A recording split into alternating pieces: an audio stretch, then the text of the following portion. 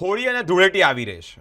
વૈદિક હોળી, આ વૈદિક હોળી કેમ મનાવવી જોઈએ, આવો તેની ડિટેલમાં એટલે કે ઊંડાણપૂર્વક વાત કરીએ. હોળીનો તહેવાર આવી રહ્યો છે. હોળીનો તહેવાર શિયાળો અને ઉનાળાની ઋતુની વચ્ચે આવે છે. આ સમય દરમિયાન વાયરસોની સંખ્યા ખૂબ વધારે પ્રમાણમાં હોય છે, જેને કરીને જ બીમારીનું જે પ્રમાણ છે તે પણ વધે છે. હોળી વૈદિક રીતે કરવામાં આવે એટલે કેવી રીતે? તો ગાયના છાણા, ગાયનું ઘી, કપૂર, હવન સામગ્રી, આ તમામ બાબતનો ઉપયોગ કરવાથી જ વાયરસને નિયંત્રણમાં લાવી શકાય છે. તદુપરાંત વાતાવરણમાં વૈદિક હોળી કરવાથી જ વૃક્ષો કપાતા અટકશે. લાકડાની હોળીમાં પ્રદૂષણ થાય છે, ત્યારે ગાયના છાણાથી જ હોળી કરવાથી ભરપૂર માત્રામાં ઓક્સિજન ઉત્પન્ન થાય છે. સાત્વિક વાતાવરણ ઉત્પન્ન થાય છે. વૈદિક હોળી કરવાથી પ્રદૂષણ થતું અટકે છે, વૃક્ષો પણ બચે છે, ગાય માતા પણ બચશે, બીમારીઓ પણ ઘટશે.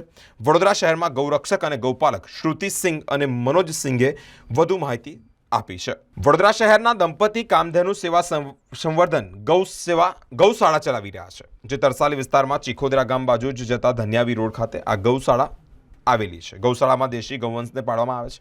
ખાસ કરીને એવી ગાયો જે તરછોડવામાં આવી હોય, અપંગ હોય, દૂધ ન આપતી હોય, બીમાર હોય કે પછી કતલખાનામાં મોકલી આપવામાં આવતી, તેવી ગાયને બચાવવામાં આવે છે અને અહીંયા સાચવવામાં આવે છે. વૈદિક હોળીની કીટમાં 121 કિલો છાણા, 500 ગ્રામ ગાયનું ઘી, 1 લીટર ઔષધીયનું તેલ, 500 ગ્રામ 7 જાતના ધાણા, 100 ગ્રામ કપૂર, 100 ગ્રામ ગુગળ, 500 ગ્રામ હવનની સામગ્રી, શમિધો, પૂજાપો, ઘાસ અને 1 નંગ નારિયેળ એમ 11 પ્રકારની વસ્તુઓ પણ આપવામાં આવશે. નમસ્કાર, મારું નામ શ્રુતિ સિંઘ છે.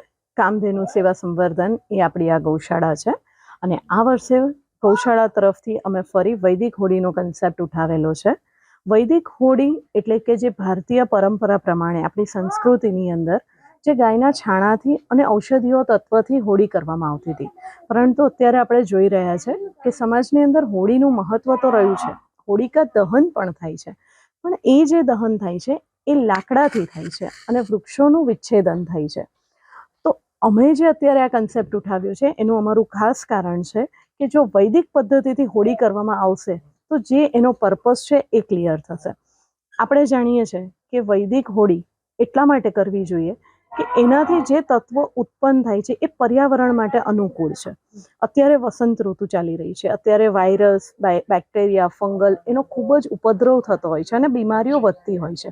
તો આપણા ઋષિમુનિઓએ વર્ષો પહેલાં જે આ પરંપરા બનાવી હતી એ એના માટે બનાવી હતી કે જેની અંદર છાણાનો ઉપયોગ થતો હતો અને હોળી પ્રાગટ્ય થાય તો આ બધા જે વાયરસ, બેક્ટેરિયા છે એ વાતાવરણમાં નાશ પામે.